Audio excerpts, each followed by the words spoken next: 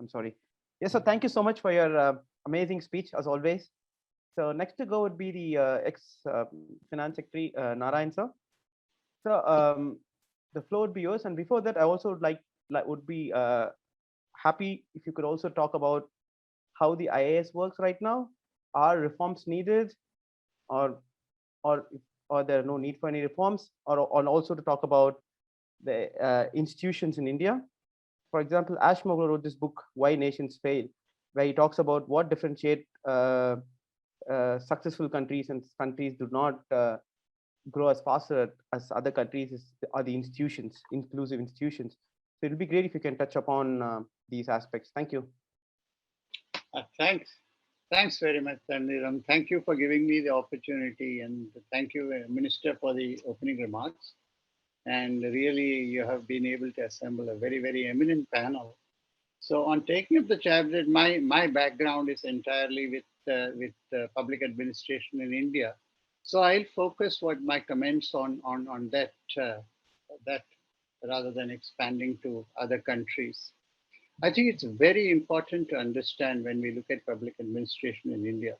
It's very important to understand the historical context to why public administration structures are what they are today.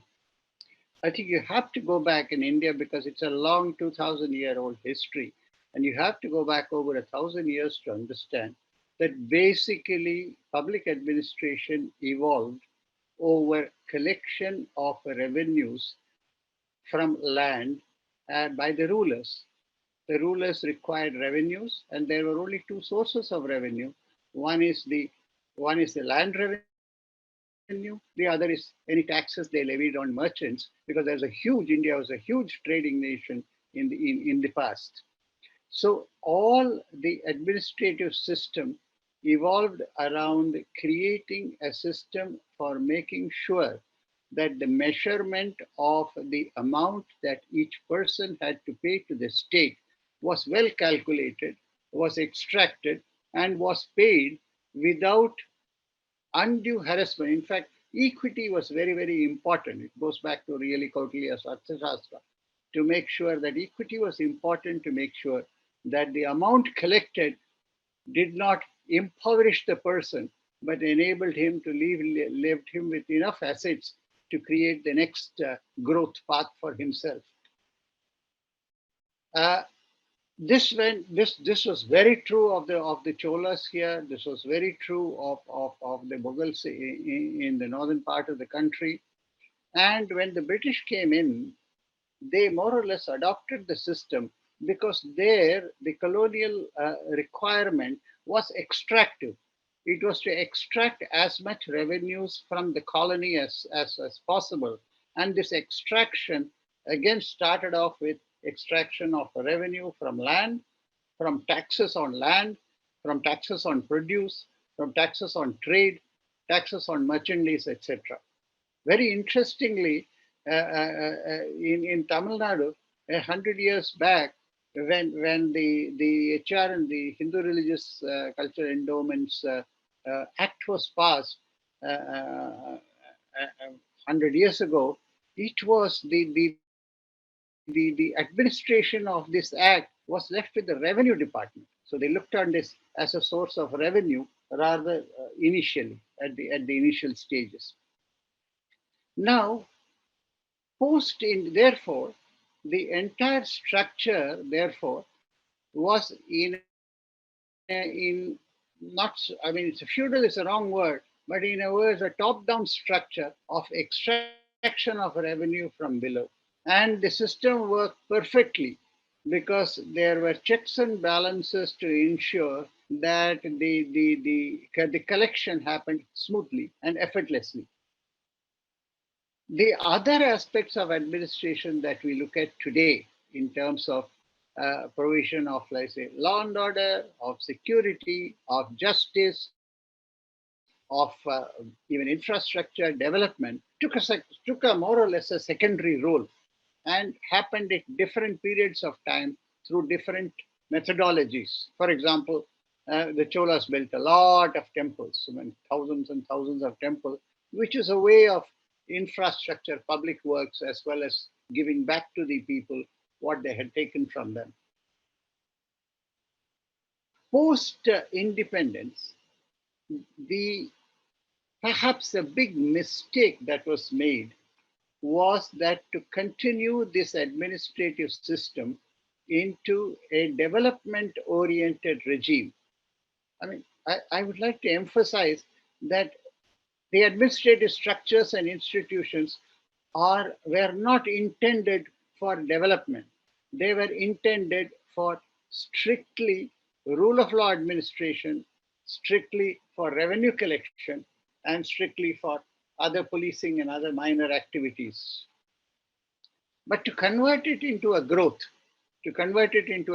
paradigm, whereby the same structures were required to develop ideas for economic growth, to develop, implement things like big public sector undertakings, or like financial restructuring or infrastructure.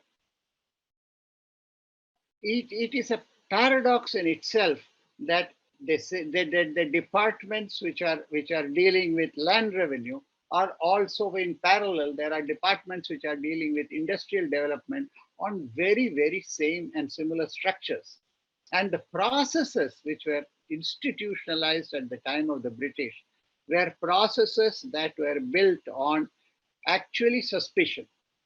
Therefore, multiple checks and balances starting from the lowest level, where a clerk puts up a file to the next level to the next level, and apparently before it reaches the topmost decision-making level, it has passed through 8 or 9 different hands, and each hand is in a way more or less protecting himself from things going wrong rather than helping things to go right.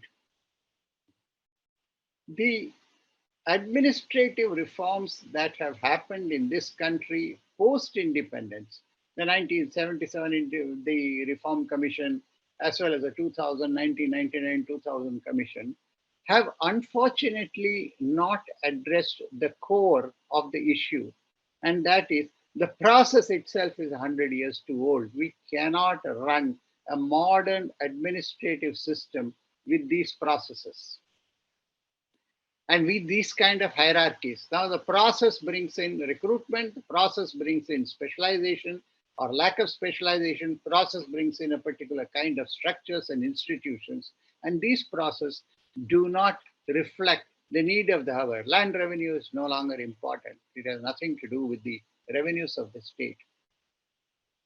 Trade and commerce can be handled totally digitally. You do not require a huge structure to do that. Almost every one of the services, other than the services of providing law and order, of providing, let's say, the judiciary, of security, etc., almost a lot of these services, 80% of the services can be done online. Therefore, you do not require, Tamil Nadu has close to 900,000 employees, and the minister will tell you that this is after making sure that a lot of employees who are on the sanctioned road are actually not recruited. You don't need 900,000 employees to run a state like Tamil Nadu. So the concept of institutions working in a structure that is 100, 150 years old and intended, you see, even if you set up a new company, a totally new company, the structure, decision-making structure in that company simply mirrors what happens in the secretariat. Files, decision through files, long notings. In my service, I always found that by the time the file reaches your table, it has probably passed through 10 or 12 or 13, 14 hands. Intervention at that stage is extremely difficult and extremely complex. So is there a better way? Is there a better way of doing things? And then you come to the concept of who is to decide what is a better way. As Minister correctly pointed out, we constantly are yearning for a political class which will look at these structures and say that this is absurd. This is not the way in which a modern government should be run. A modern government should be run on information, on data, on kind of constant flow of information. You know, even the British who introduced the system here have gone away from the system. Their decision-making processes are entirely different from what they introduced here and what they were themselves doing about 100, years ago. And I personally, and I keep saying this to minister as well, that I do hope that this new fresh air that has come into Tamil Nadu will help to change not just the institutions, not just the performance or deliveries, but actually the way in which decisions are taken and the way in which transparency is provided. It is impossible because I have done, believe me, in 45 years of government, I have seen a lot of ideology. I have seen prime ministers and chief ministers. And I have been part of a number of development processes which have been grounded here. And with all due humility, I say that each process to take it to the fruition is quite a struggle. It's a struggle because the processes involved are so complex, and constantly you're looking over the shoulder to see, have I missed out any particular process? Even today, and to start an industry in Tamil Nadu requires 126 different clearances from about 63 departments. I'm not questioning the clearances. Okay, environment clearance, fire clearance, etc. is required. But can it be made totally seamless? Can the processes be, instead of filling up so many forms, can it be made totally online? Tamil Nadu has identified nearly 390 services which can be converted online for the public.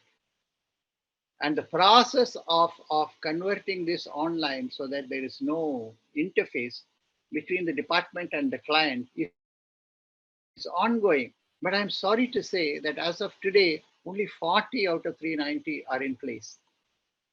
And that is because the departments, the institutions and the departments who are actually owners of these services are very reluctant to let it go to an impersonal entity like the digital system, whereby anybody can go in, get his permissions or registrations and go out.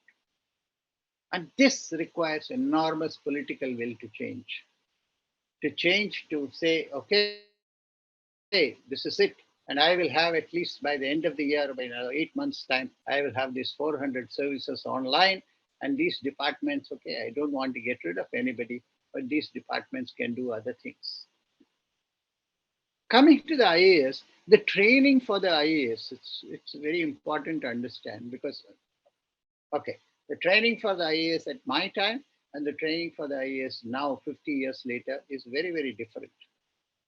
But the training for the IAS at my stage was that, okay, we were entering into a developing country which had just come out of the throes of a colonial rule.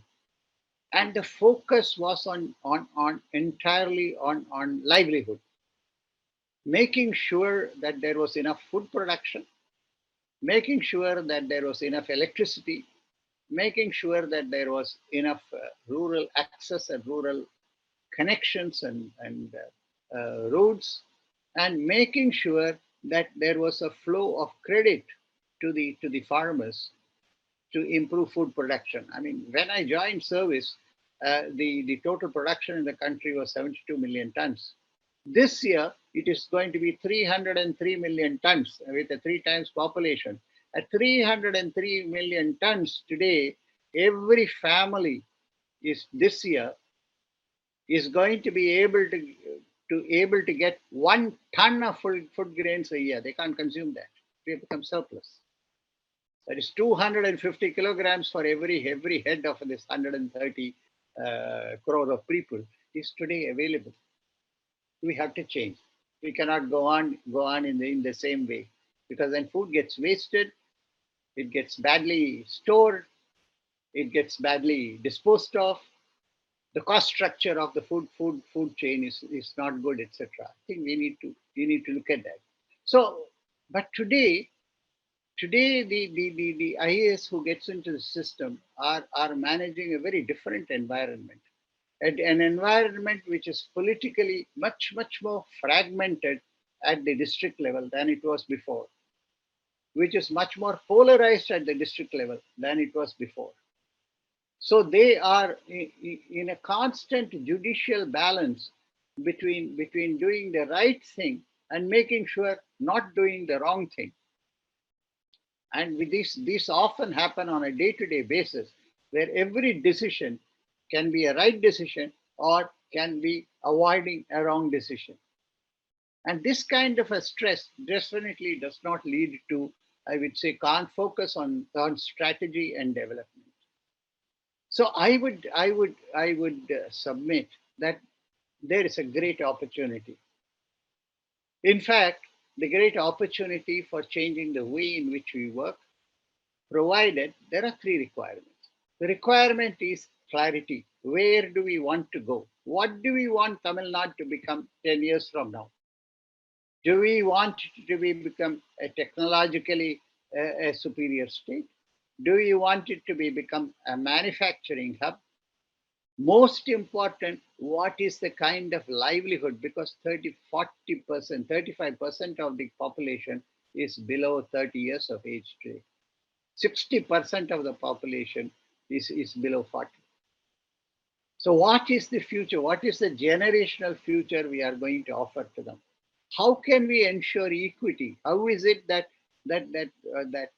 money, instead of flowing down, trickling down, is actually flowing up? Every time you recharge your mobile phone, millions of mobile phones, all the mobile phone money goes back to the owner of the mobile phone, Mr. Jio or Mr. Airtel.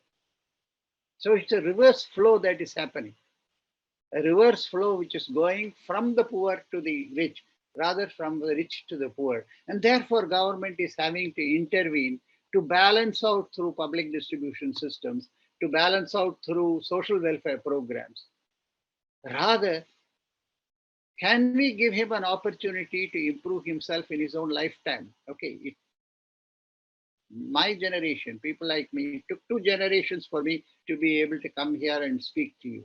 I can say my next generation is a little bit better than me. Now you're not prepared to wait for 2 generations. Is it possible to improve it within 5 years, 10 years? I think this is a challenge. And I keep writing. I have written already that the civil service system, which was envisaged, requires fundamental change. I shouldn't be saying this because I belong to that service. I take pension from that service, etc. But it requires fundamental change, a fundamental change and that change should come about only after the process of decision making is changed. If you have a totally database system, then you should have data specialists there. If you have a financial evaluation system for infrastructure and other projects, then you should have experts there who are able to do that.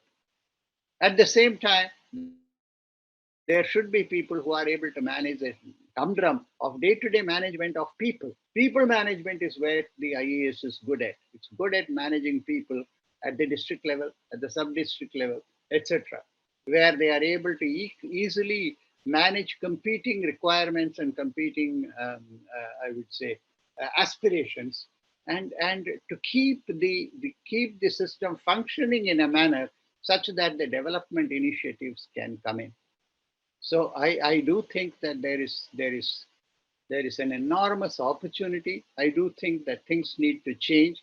I don't think the IAS need to go away, but I do think seriously that as a new systems of decision making and growth and development are introduced, then you must get the best people to do that, not necessarily from just one service. Thank you.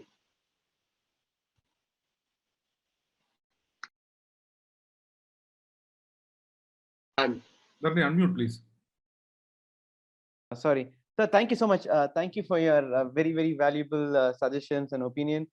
And it was great. And also thank you once again for coming and helping DPF grow. I'll also be more than happy to have you often in DPF activity.